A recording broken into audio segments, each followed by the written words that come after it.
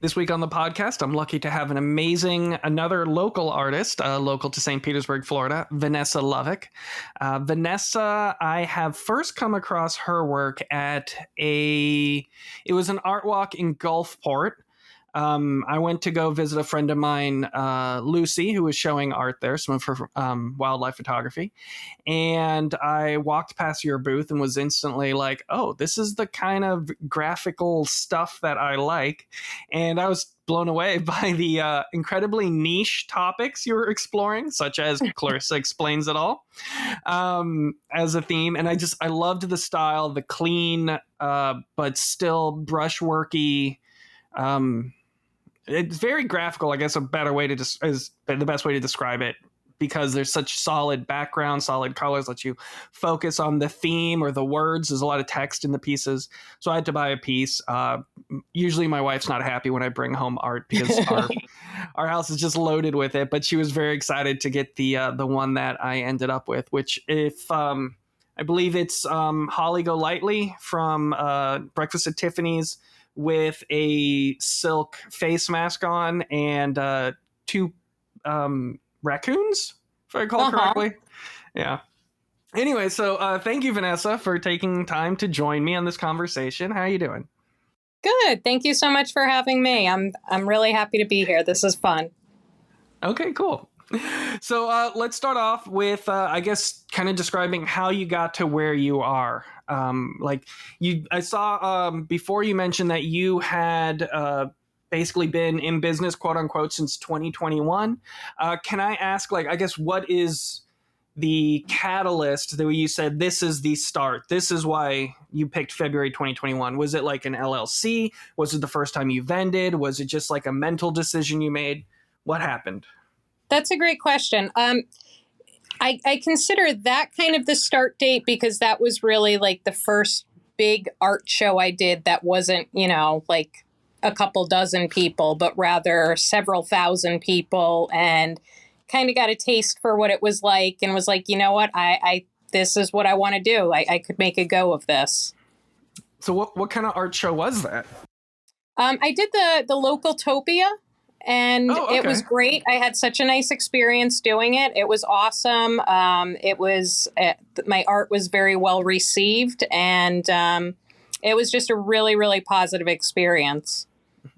I've done Local Topia 3 times. The first time was great. It was like right after the pandemic, tons of sales. Second time, terrible sales. And I think that's mostly because it was a much bigger event, so you're really competing for more people's attention because there's so many vendors. So the third time I did it, I tell people this little anecdote all the time. I just made like a very wide, it was like 1 foot tall by 8 foot wide vinyl banner that I put in the front of my tent that says Chain Assembly Art Tarot Games. That made such a huge difference because at a distance, people could tell whether or not they want to visit my booth. And sure. I saw tons of people making a beeline to it because they saw that sign at the front of my booth. So that's something that I always that I'm always considering when I'm going into large events like that, is like, how much am I competing for the attention against other vendors around me? So for your specific attendance at that local Topia, but how many pieces would you say you brought to that event? I'm going to say for that first one, I probably brought, I'm going to say about 30 pieces. And I think I sold roughly about a third to a half of what I brought. That's great. Pretty darn great. Yeah. Yeah. So you do mostly sell your originals. You don't have a crazy amount of prints and like accoutrements for that, do you? No, there's a couple reasons. Number one, the people that buy original paintings are not the people that buy my prints. Like, I don't find that there's much of an overlap there. So really what I've been really trying to work on is not so much my artistic ability or style, but rather learning how to sell my work. That's been like the biggest challenge for me. So instead of trying to have a ton of different plates in the air that I'm trying to spin, I really just wanted to focus on my original art. The second reason that I focus on that is because I work with resin, and the resin, it's really, really hard to get a good quality photograph and have my work show in a print as it does in person. So I figure, until right now, my work is so affordable that it just makes sense to buy an original piece from me. And at some point in the future, maybe I'll hire someone professionally to photograph and edit and do prints. But right now, I'm just focusing on one thing. I understand that too, specifically because your style is. I keep coming back to the term graphical. Like, you are painting text, you're using solid colors and things like that. And if it is done as a digital recreation of it, you kind of you might lose the fact that this was hand painted. Right. And even some of the layers, there's a lot of layers to the work. Yes. And you just, when you look from different angles, you can see the layers, you can see shadows that the lettering casts, things like that. Mm-hmm. And you don't get any of that in a print. Plus, it loses all the shine. Right. So, with that in mind, talking about the practicality of being at an event like Localtopia or at an art walk where you're carrying pieces, is that a hassle? Because your work is heavier than people who just do normal canvas. You have the resin on everything. You have frames on most of the pieces. But what kind of system have you figured out to help you be mobile in those situations? Employing the help of my wonderful husband, because it's very heavy. It's cumbersome to move around. I've experimented with different ways to help protect my art, to move it around, trying to shove all of my stuff into a minivan. I've got 3 kids and 3 car seats in there, and it's a lot of work. But I just feel like because of the way that my work looks, that it's just very helpful for me to show it to people in person. So it's worth the hassle of transportation and carrying it around. So when you are transporting them, and I believe also as well as when you're selling them, I remember when I bought your piece, I commented on how you put it in a cardboard box for me, which I thought Sure. was awesome. So, how are you packing them, I guess, when you're just moving them to events and back, and then how are you packaging them when you sell it? So I used to package them. Or when I would transport them back and forth, I saw someone do this on the internet, and it was kind of brilliant. And I was doing it for a while. But I would take pool noodles and cut them down to size and kind of slice one of the sides open and slip them over the frame. And then it would give my art like enough space that wouldn't touch each other, and the frame was protected. And that was great. Except I would usually wind up with a car filled with pool noodles that were coming off by the end of the show, and it just got to be a pain. So I started making these large bubble mailer envelopes, and that's been super helpful for storage, for carrying them around. And I do all of those for my large pieces, like the 2-foot by 2-foot pieces that I do. The smaller sizes, I started doing something that now, instead of the cardboard, the boxes, when people buy them, I made tote bags, and I put them right into the tote bag. It's a really nice looking tote bag. It's got my logo, and they slide in there perfect. They're protected. Someone can put it on their shoulder, walk around for the rest of the show, and it's got my name out there. And it looks great. That's a good idea. So Thank there's a few you. things to unpack there regarding the packaging. The tote bags, did you print those yourself or get them printed somewhere? I did print them myself. When I do my artwork, all of my lettering, I used to hand paint all of the lettering, but that is like the bane of my existence. I hate painting letters. They're the biggest I'm pain sure. in the ass, or butt, sorry. So I started, I You got can curse, that's into, fine. okay. I got into using a Cricut machine, and I use that for all of the lettering in my work. And I just thought, you know what? I can use this on the totes, and then it just ties everything in really nicely. So are you doing vinyl decals that you're putting onto it, or like pressing it, or are you Uh-huh. just using stencils? Vinyl decals. I tried doing stencils. Originally, I made a stencil and I spray painted a couple, and they did not look so good. So I said, you know what? Let's do the iron on, and the iron on looks great. Okay. So I tried that year. So I have a Silhouette Cameo, and Sure. I don't mess with it as much as I should. Well, last week was like the first time I kind of used it in a while. My wife was doing she was part of this like dog foam party that was Barbie themed at the dog Okay. bar Uh in huh. St. Pete. And so her and her friend built like a giant foam Barbie box for people to take photos in. And so Sure. I did like the Barbie logo cricket, vinyl decals and stuff like that. But winding it even further back, I only once tried the heat transfer and it did not work at all. I don't know if it's the quality I did or the iron I have. I really wish I had a press because I know it'd be so much better. But I forgot where I was getting into that. Oh yeah, tote bags. I really love that idea of having the tote bags. So I'm constantly looking at like for imprint or Alibaba to get like custom things made. And the idea of having a tote bag is a really good idea. But like another way you could go about it, or maybe I would want to go about it because I already have a few of these, is just do like a linoleum block print on canvas totes. Because Yeah. that way you could whip out a whole bunch of them, single color, really quick. And one thing I was doing too back in the day was having laser etched wood panels and using that as a wood block print. So that way I could design Okay. it on the computer, have that converted to the wood, and then printing that onto paper that I was then watercoloring on top of. So Sure. with the bubble mailers, were you branding those too, or just using blank bubble mailers?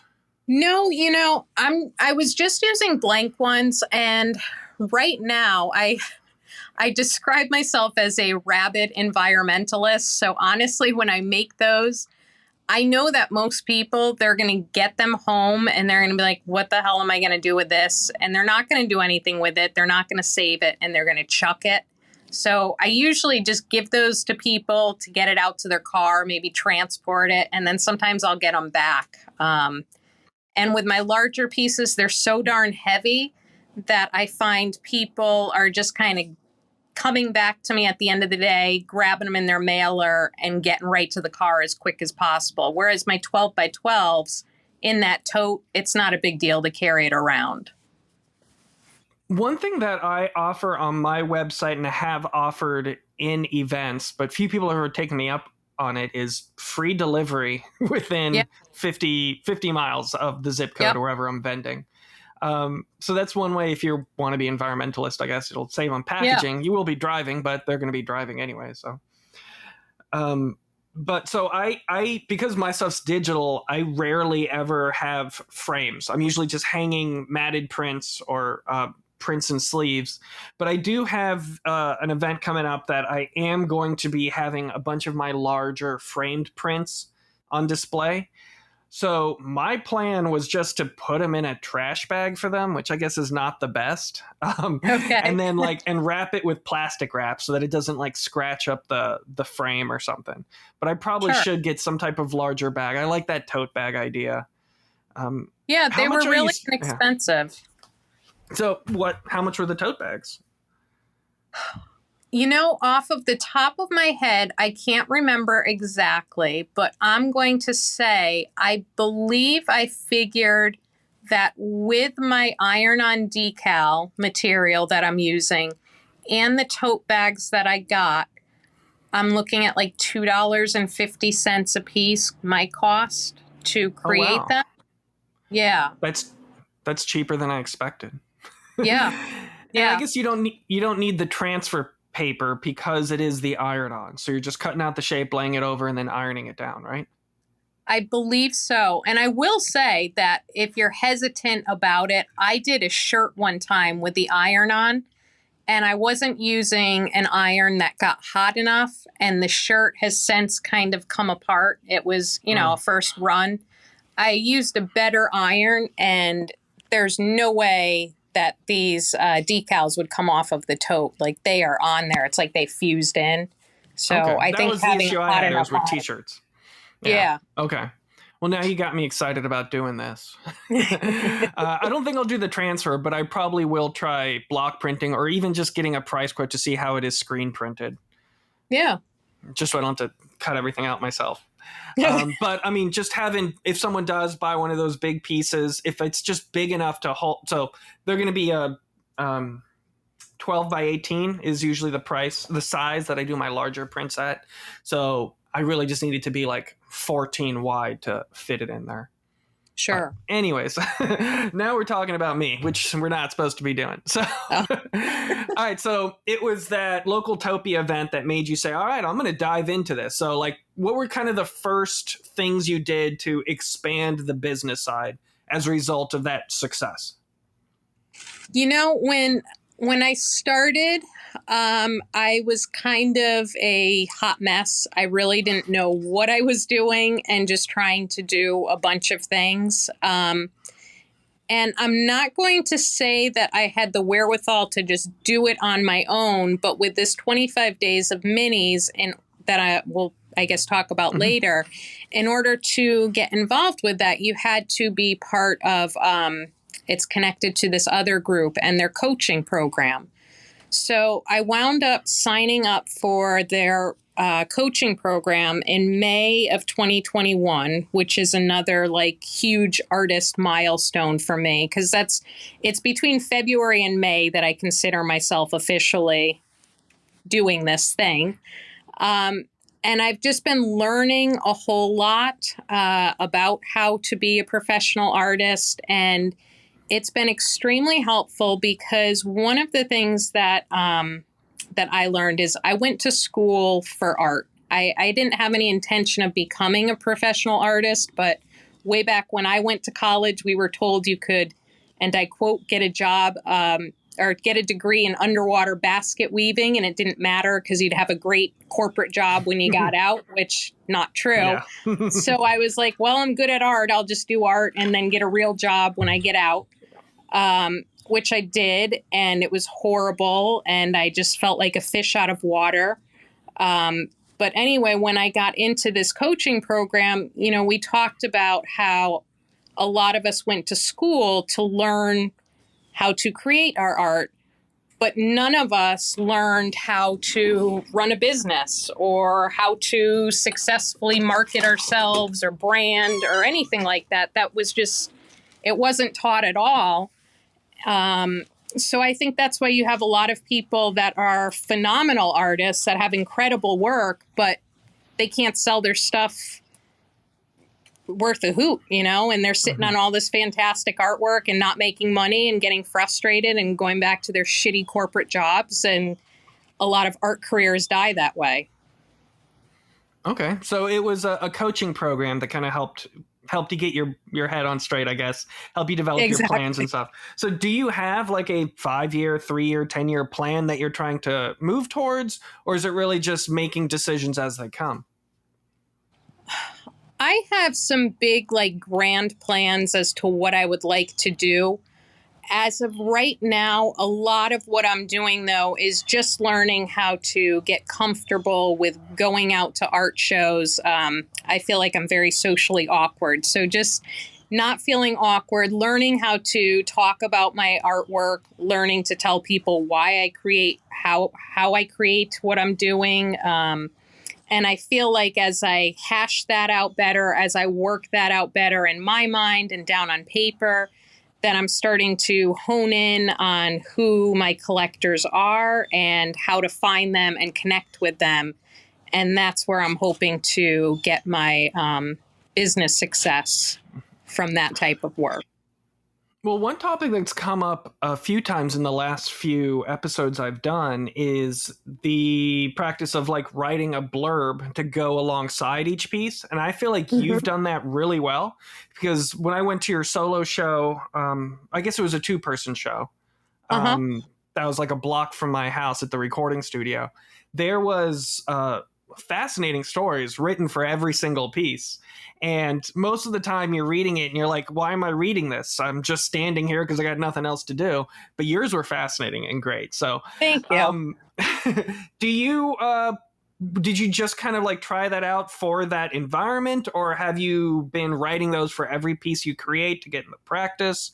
Do you have those available at like temporary events, like an art event? Like what's kind of your plan with writing on your art?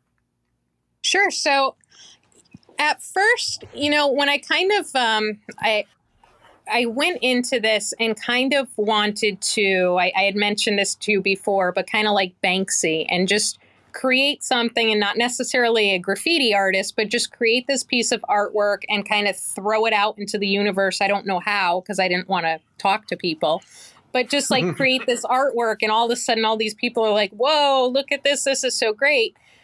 But if you're not getting out there and talking about your artwork, no one's going to know who you are. I'm not Banksy. It's not going to work that way. So one of the things that I did is I went to coaching, and I'm terrible at small talk and in group situations, and just trying not to be awkward and just talking about my work. And my coach said, it would be helpful if you had stories for all of your work, because that's a starting point about something you can talk about. Even if you don't feel like you can start the conversation, if someone's looking at your work, they're going to see this little blurb about it, and then they're going to be interested, and it's a starting point of a conversation. So I was like, that's interesting. And right after I started doing that, I started getting really positive feedback. And now it's just, when I create a piece of artwork, there's a story with it, and the story gets told. Do you kind of approach each one of those with like, all right, I'm going to have a 70 word version, a 100 word version, 150 word version? That's hard to say. or do you just kind of like write and just whatever, when you feel like the story's done, the story's done? Kind of both. I usually have, I was terrible with Twitter. I guess now it's X, because it was 140 characters, and I'm very long-winded. That was never my thing. So usually my stories can be a little bit long. I usually try to make them, when I print out my tags, I do them on a 3x5 or a 4x6 sheet of paper. So I try to have them readable in that amount of space. Okay. So you're really kind of looking at the visual shape of that Sure. blurb. So aside from the writing you do with each piece, is there any other type of documentation you do to just keep track of your output? Since I know you're not Yeah, making digital prints on those. I do. When I finish a piece, I will eventually list everything on my website. So what I do is I'll take some pictures. They're not like stunning quality, but the best I can do. I'll sometimes edit them if I need to take out any of the glare. I like to get a bunch of different thumbnail shots. I recently just started doing video for all of my work, because a lot of it has glitter and sparkly things. I think the video lends itself well. And then on my computer, I have a filing system. I have, each year I have a file, and then within that file, I have a separate file for each piece of art. And after I take all the photographs and edit everything, it all gets loaded into there. So if I want to do something with it in the future, I have it. It's categorized. And if not, it's just there for my own reference. So since you do have kind of that gallery on your website, do you sell pieces through your site, or is this really just to document the ones you've created? I do sell through my site, but most of my stuff I end up selling in art shows. I'm hoping that, because my stuff does lend itself better in person, that as people get more familiar with my art and what I'm putting out there, that they'll see stuff on the website and be like, okay, this looks awesome, but I know it's going to look way cooler in person. So right now I feel like the website's a stepping stone, and eventually it will become a better tool down the line. Gotcha. And so with the in-person sales, you're doing that through Square or some other type of point of sale? Yeah, I'll use Square for that. Square and Mhm. Cash. Okay. Do you ever kind of play with any of the analysis tools on that to like track what sizes do better than others or anything like that? No, I do my best to whenever I make stuff to do what I guess my coach calls clean creating. And when I clean create, basically it means anytime that I go in and I decide, all right, I'm going to do work and I'm going to create a piece, I try to not think of what do I think would sell? What do I think my collectors would like to see? What's popular? Like I try to just not pay attention to that at all. So with things like analytics and what size sells best, like maybe that's not the right way to do things, but I just try to go off of what I want and what I want to put out there. And my feeling is that if I feel really strongly about the piece and it being a successful piece or whatever, that I'm going to be able to have someone else feel the same way about that piece versus me like, yeah, well, I thought this size sells. So yeah, I try not to pay too much attention to that stuff. I mean, I could say that I go into my analytics on my sales, but again, that's mostly because I'm doing like different types of products versus Sure. actual individual pieces. So yeah, there's a different application for different type of stuff. Yeah. So, so how is your site built? What's the platform it's built on? Sure. I use Wix. I created the site myself. It's nothing. I'm not a website designer. I don't pretend to be one. So eventually, I would love to be able to kind of hire someone that does do that and could do a great job. But for now, it works and it's simple enough that I can go in there and update pieces and not have to know code or really what the heck I'm doing. And it still comes out decent enough. So I guess if I were to kind of assess this, basically, your primary source of income with your art is you directly interacting with someone who is looking at the pieces, feeling them with their hand, and then deciding to buy it. The website Correct. is really just to kind of anchor yourself online as a record of things that you've done and things you are doing. It's not Correct. really a source of income in itself. Correct. Yeah. But ideally, in the future, it may become. Correct. Awesome. Yeah. So, with that in mind, what is your reaction or what is your relationship with social media in showing off pieces in more of a video setting? You did mention you're shooting videos of some of the pieces. So I'm really trying to push the social media because eventually, I mean, not that I'm so old, but I'm 40 and it really sucks to carry around the tent all the time and all of my artwork and that kind of stuff. Um, so ideally, I'd like to kind of get out there as much as possible now. And then in the future, when I have more of a following, maybe taper down and just do like 2 or 3 huge shows a year and then direct people to my website. So I'm really trying to get followers through social media to kind of, practice that selling and that video. Plus, I have fun making videos. I used to make videos as a kid all the time and thought it was awesome. And it's like, I get to do that now, so why not? Um, so, yeah, I really just try to use social media to kind of funnel people to my website, get people to sign up for my mailing list, um, just that kind of avenue.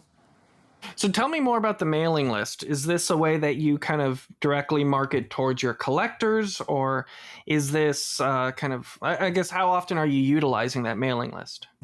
I use my mailing list a lot. It's been something that I begrudgingly did because, again, my coach was like, mailing lists are so important. You really need to get on that. And I was just like, ugh, like, really? I need to write an email? This sucks. I don't want to do this. And it was a chore. But the more I'm doing it, I'm enjoying it. Now I have an email that I send out almost every single week without fail. Sometimes if I have a show coming up, I'll send out a couple extra. And I don't necessarily feel like right now I'm selling a ton through that. However, I feel like I'm building brand value, and that I have a lot of collectors who follow me, but I also have a lot of people that haven't bought from me yet, but they've got like their toes in the water, and it's like, all right, do I want to do this or not? And they get a better idea of who I am, why I'm creating. So it's been very helpful to me to get used to talking about my artwork on a weekly basis, to stay in contact with people. And every once in a while, I share a piece of work and I have a collector reach out and say, oh my God, I love that. How do we make this happen? So it's good. What's the main way you go about collecting people to be on that emailing list? So when I go to my art shows, I'll have like a little table set up in my booth, and in that table I have a nice little mailing list, and anyone who comes in there, and not the people who are just in there super quick and leave, but people who look interested and they're talking, I'll say, hey, if you're not going to buy today, or if you're interested in ever seeing my work at another show, I've got this email list you can sign up for. To give them incentive, I always try to share my new work with my subscribers first. So I tell them, if you like stuff, you get first look, first dibs, you get to see what's going on, and you get it first. And that's appealing to a lot of people. Okay, so they're physically writing their email address down on a sheet of paper? Yep. And then when I go home, I transcribe them. I also have a big sign. And I don't have the QR code. I'm going to do that at some point, but people will take pictures of my sign, and it's got my Instagram information on there as well as my website. And if you go to my website and you're on there for like 20 seconds, you're prompted to subscribe to my newsletter. Yeah, I believe you. I'm on your newsletter too. So I want to take it a bit back to your comment regarding Banksy. So I know you sign all your pieces with the Luhvek logo you've created. So it seems like branding yourself as an artist is, in that regard, a little bit similar to how you said you kind of want to separate yourself from the art and be a little bit more anonymous.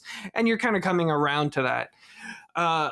Because Luhvek is your last name, I guess you didn't really need to create the DBA to kind of, create things under a different brand name.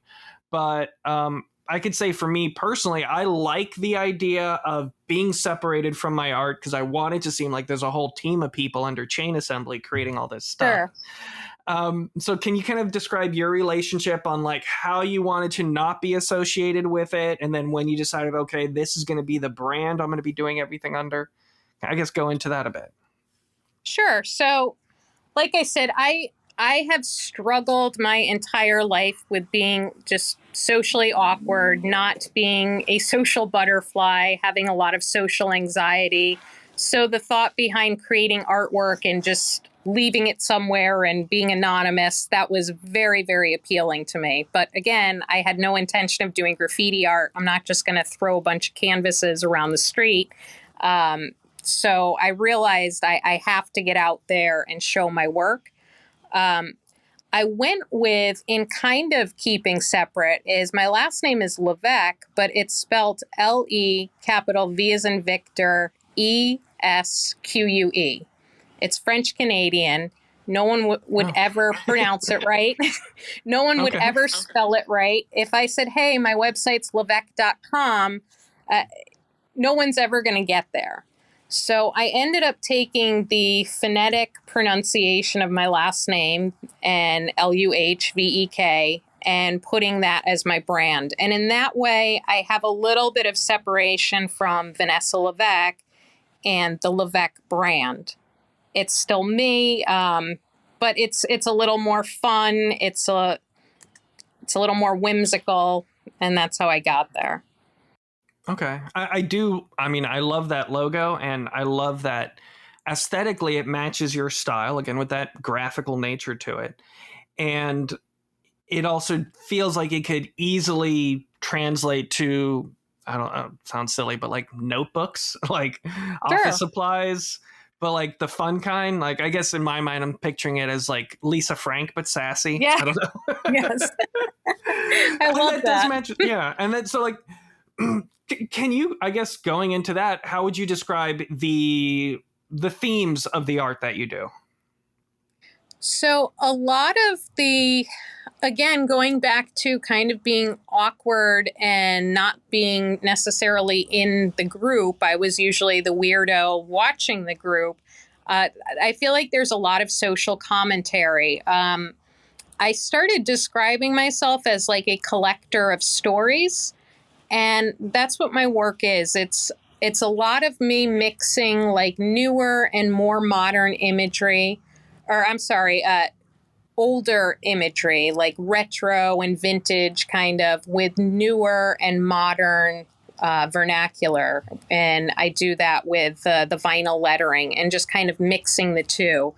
Um, and again, that's just sort of the kind of how I am. There's a lot of these disparate interacting aspects of who I am and these layers. And so that's kind of how that's come about. Do you do any pieces without the lettering in them, or are they all going to have something that the viewer can read? Originally, I did. When I first started, there wasn't really any lettering, and I don't know how that came about, but now it's not a Luhvek until it's got the lettering in there. There's got to be something fun and snappy and witty or whatever in that work. I mean, it definitely is a recognizable style. It's helpful that you kind of. I know a lot of people struggle with coming up with their own style. I feel like I don't have a style, but the fact that you have one that you're comfortable playing around in is a strength for sure. Can you Thank you. tell me? Can you tell me some more about this coaching program? Like, how did you find it? What's it called? How long does it go? Sure. So the name has changed. I believe they go by the Artist Initiative. When I signed up, it was the Unshakable Artist, but I believe now it's been changed to the Artist Initiative. The woman who runs it, she's a professional artist. She worked in sales and was highly successful in sales, realized she hated doing that and wanted to be an artist. And everything that she learned with sales, she kind of put that into her art business. And after, I'm going to say within 5 years, she was making six figures a year selling her art. And she decided, I can teach people how to do this. So a lot of her students are making, I was just listening to a lady talk the other day. She's on track to make $130,000 this year selling her artwork. And I learned about this program through a friend, and I was like, you know what? Sign me up. It's a lifelong program. Once you join, you're in it for life. And one of the absolute most helpful things is every single week there's coaching. So you show up, any problems that you're having in your business, anything that you're struggling with, you work it out in coaching, and then you can go back and take what you learned back to your business. It's exciting. So you've definitely gotten value out of that. Tons of value. Okay. Is it more of a local thing or like a national thing? It's national. There's members from all over the United States. I'm not sure if we have any members outside of the country, but we do just about everything over Zoom. And occasionally she'll have like retreats and stuff that people can sign up for. I haven't done one. There's extra fees and stuff, and I'm not there yet. But for those things, they'll meet at a predetermined location. That's really cool. It's So wonderful. yeah, I love programs like that. I was a member of Co-Starters, which is a local kind of. It was a program that was specifically designed to help people get their like business idea into a physical thing, and over Sure. time, it more and more got co-opted by artists. honestly, I didn't find it that helpful because I was already like years ahead of what the program was teaching as far as like helping you define your audience and setting up an LLC and organizing your taxes and all that stuff. So I'd already done all that stuff. So most of it I didn't learn, but it did help me get more comfortable with finding the things I can offload to people and then finding people who I can pay, not as an employee, but as a contractor to help with those individual things. So Sure. that got me more comfortable with those aspects too. And then there's a couple other things I learned from it. So I do recommend co-starters for people who are just starting out. And then I also read this book recently that helped me totally rethink my art business called Profit First, which is really, are you familiar with it? Yes, I'm laughing because my husband got me the book and I haven't read it yet, but it's on my Oh, it's on my to read list. oh, I've told so many people about it. I definitely recommend it because, well, I guess specifically with me, while I'm doing so many different things, because of the book, every bit of income I get, I then allocate to different things beforehand, such as like a percentage goes to taxes, a percentage goes to profit, a percentage goes to me paying myself, which I never did before the book. It was always just sitting in a bank account, and by the end of the year, I'd spend it all so I wouldn't have any income. And like one of Yep. the first things in the book that really convinced me otherwise is it says like you're spending all your money because you don't want to pay $10 to the government. It was a better example. But anyway, so now because of that book, like I am actually paying myself. I do like quarterly bonuses to myself, and all the money I've been allocating towards taxes, I'm sure I'm not going to need all that. So it becomes a tax bonus that I'm paying to myself at the end of the year. And Yeah. then I still have funds that I'm dedicating towards buying new equipment. Even if I don't need equipment, it still gets me excited to say like, oh, I got like $2,000 I can kind of play with and get like a camera I don't need or like a lens I don't need and make it a business expense. So it made it a lot more fun to play with the finances of my business. So I recommend you read that. Yes, I'll definitely I have to get on that. So talking about the financial side of your business, do you keep all that separated? Do you like do any type of, I guess, accounting with the sales of that, or you just kind of roll it all together? I do. I try to keep pretty decent records. Fun fact, I used to work for a bookkeeper Okay. and do all of the bookkeeping before I started doing the art thing.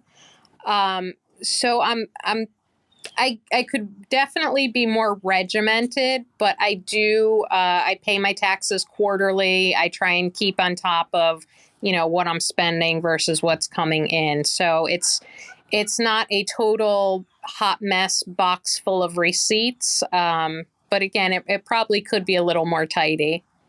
Okay.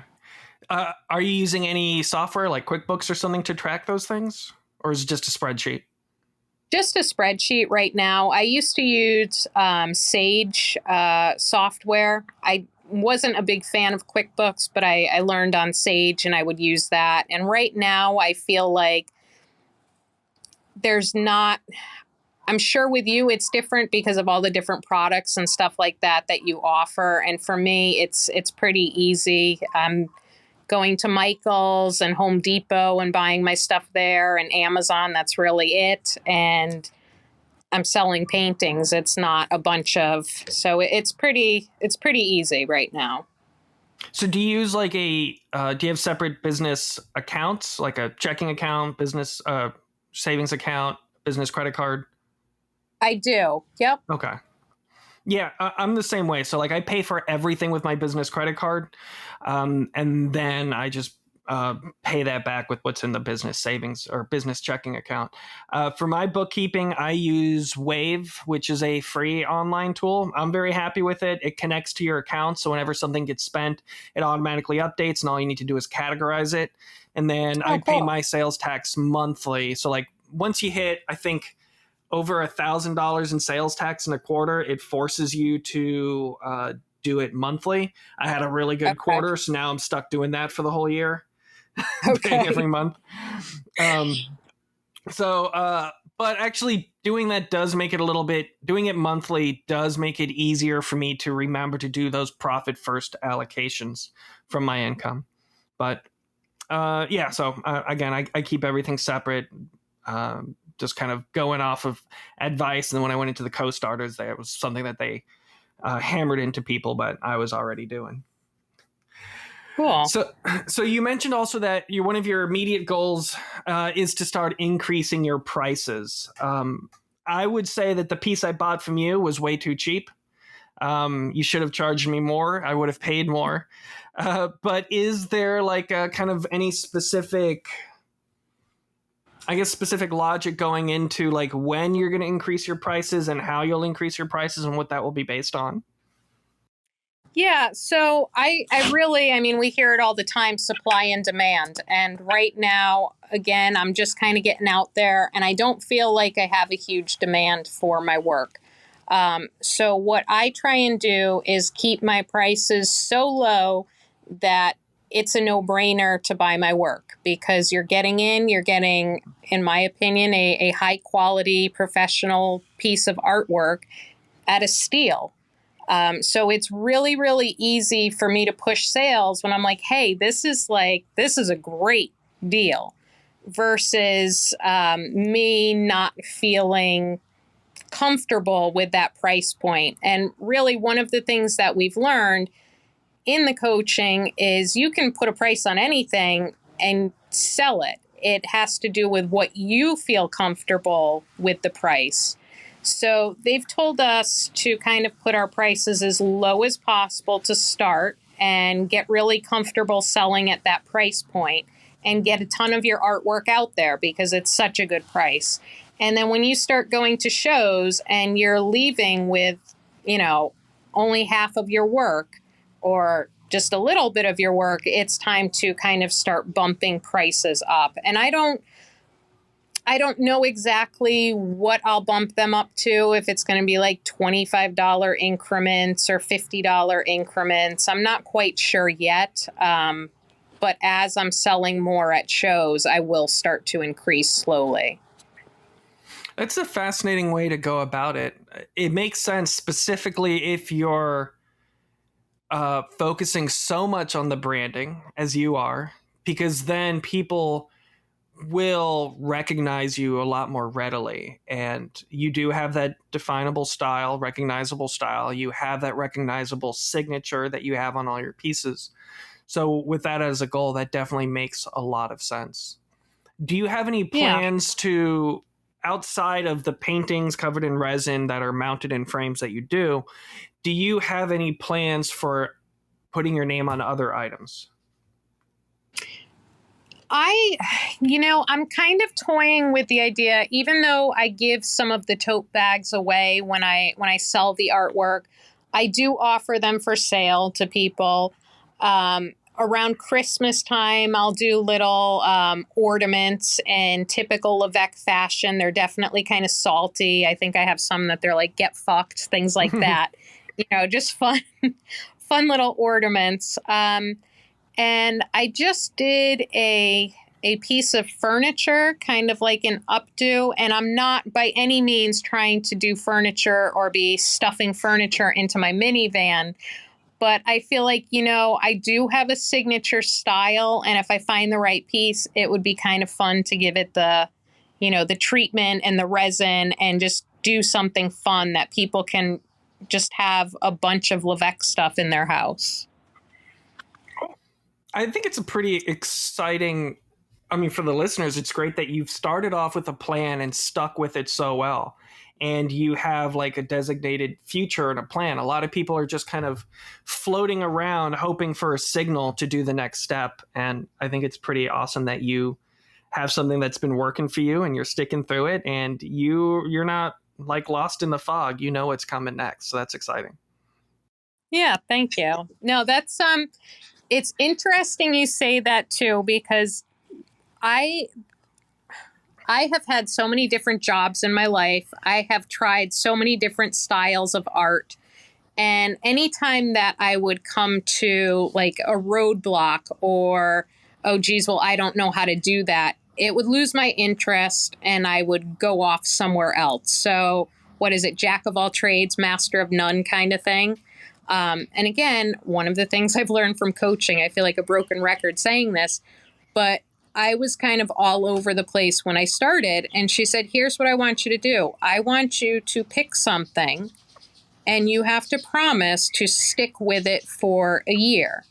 So figure out what you want to do, if that's acrylic paint, watercolor, mixed media, whatever, a subject matter. Are you going to paint buildings? Are you going to paint people? Like, narrow it down, and you've got a year. And when I started, I thought, geez, how am I going to come up with this stuff? Like, I don't have enough ideas to get me through a year. I don't even know if I want to explore this for a year. And now I'm at the point where I'll just be sitting on the couch and I'm like, oh my God, I should do this. This is such a great idea, because my brain has just been retrained to just hone in on what I'm doing and get so laser focused that it's just second nature to kind of create in this style and with this messaging that I have. So it's crazy that constraining yourself just lends itself to so much more creativity. And I feel like at this point, I will become in my lifetime a master at what I do, because I'm spending all of my time on this, as opposed to when it gets tough, I decide to go to watercolor or whatever. Yeah. I love that. Love that. So tell me a bit about so your weekly newsletter is presumably the email blasts that you're doing. So that Yep. you're doing every week. That's kind of how your schedule is. Mm-hmm. Do you ever that goes find, out. do you ever find you're like, well, I don't really have any content for this week, so what the hell am I going to write? Yes, I do. And a lot of times I'll pull up. I try to remind myself every time to kind of get myself psyched to do this. Is I'm an expert in my art. I'm an expert at what I do, and I know exactly what to say. And that doesn't always come out. I don't always believe that, but I really try to go in every time I write that email with that mindset and just kind of think about, what was I thinking about this week? What am I working on? What are some shows I have coming up? And even if I have ideas, writing down ideas, and just having that running list going so I can just kind of pull from that every week and have something. How are you sending out those emails? Is it with like MailChimp, or is that part of Wix, or are you just sending an email with everyone BCC'd? That's part of Wix as well. Okay. I good. really, really like how you can go in there and just make a really nice looking email relatively easily. So that's how I've been doing that. So my site is built on Shopify. It also has a great email system in it too, where you can track how many people opened it, how long they were on it, how many people clicked links within it. You can automatically put in graphics related to products you have on your store and things like that. But I only send out emails like once every 2 months. Because I'm usually just using it to let people know when I have a new Kickstarter project on the horizon, kind of what my plans are. And I don't want to send an email with just one subject. I feel like I need to have 2 or 3 things to talk about. So I kind of wait until I have some big changes. I don't know if that's the best approach, but that's how I've been doing it. And I've been forcing myself to create all this content since I started this weekly podcast. So maybe I should try it as a weekly email letting people know what the next podcast is about, or maybe even just like a preview of what the next episode's going to be. That could be probably a good idea. Yeah. So tell me a bit about the 25 Days of Minis, this new project you're working on. Sure. So I absolutely love this. I forget how many years they've been doing it for. I want to say about a decade now. But the creator of the coaching program, Teresa, she started it. And what she would do is she started it on Facebook, and she created 25 little mini pieces. She sells all of her artwork for thousands of dollars. So her feeling was, let's do these little pieces because a lot of people want to collect my work. And I'll release them one a day and do like the 25 days of Christmas. And it was so successful. I think she sold every single piece that she did, that she started bringing on other artists to join. So this year we've got 79 artists, Wow. including me. Yeah. 25 pieces And each? 25 pieces each. So almost 2,000 pieces of art. And what we do is I spent all summer creating my artwork. I have some artist friends who are just finishing up theirs now, which wait until the last minute. And then we have to have them all done by November 1st. And then on her end, behind the scenes, she's got a whole team of web designers, all the technical people, and they go in there and they take all of our December 1st days and put them in this beautiful looking email. So on December 1st at 12:01 a.m., you're going to get an email with 79 pieces of art, one from each of us. And you can look at it at your leisure. A lot of people will set their alarm clocks because there's certain collectors that their work sells immediately. So it's fun. It's like an advent calendar, and then it goes up until Christmas Day. Usually people will have like a little bit bigger of a piece on Christmas Day or something a little extra special. And it's just a great way to get your artwork out to thousands of people from the comfort of your home. That kind of reminds me of a conversation I had a few episodes ago with local St. Pete artist D.I.L. Kelly.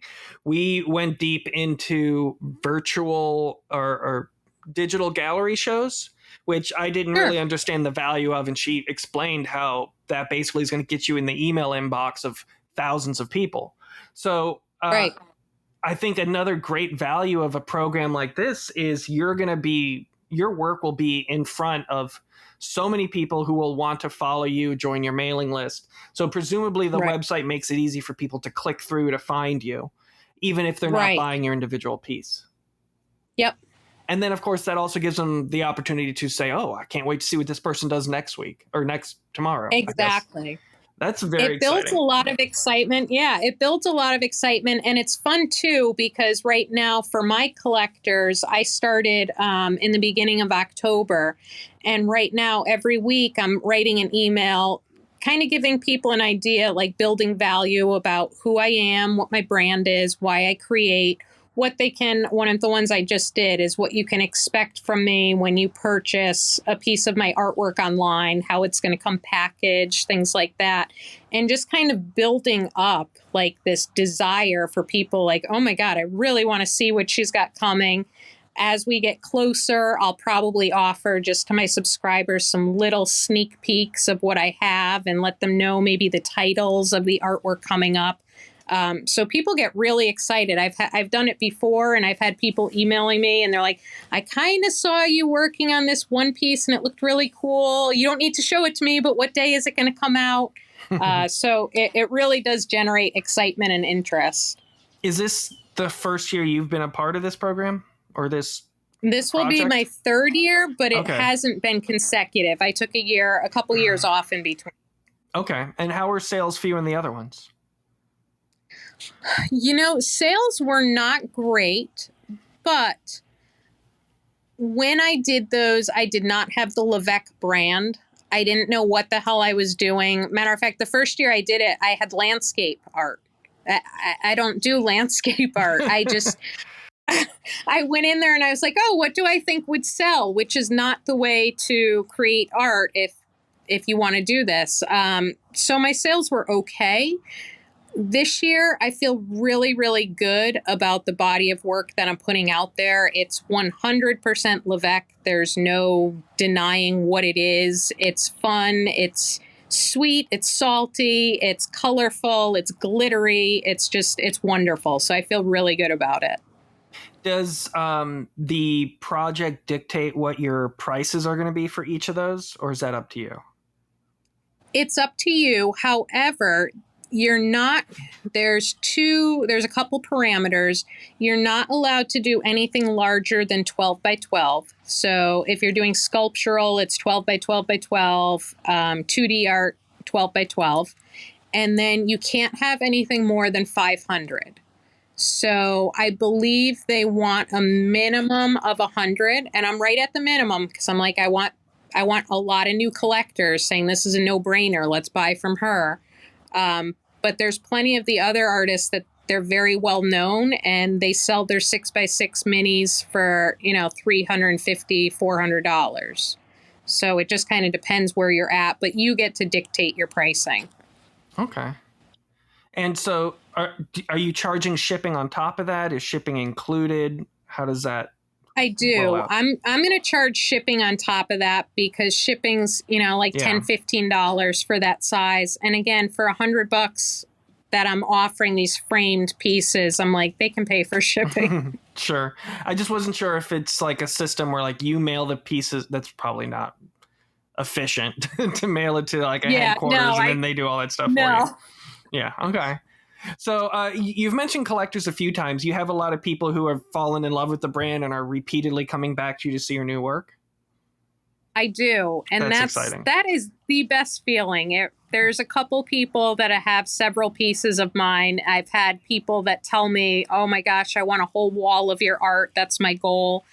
And it's really nice to stay in touch with those people. There's been a couple of collectors that I have that I know that they like certain things. And if I have something that I'm like, geez, I think you'd really like this, I can reach out to them. So that's nice. It's building different relationships with these people and a lot of them becoming friends.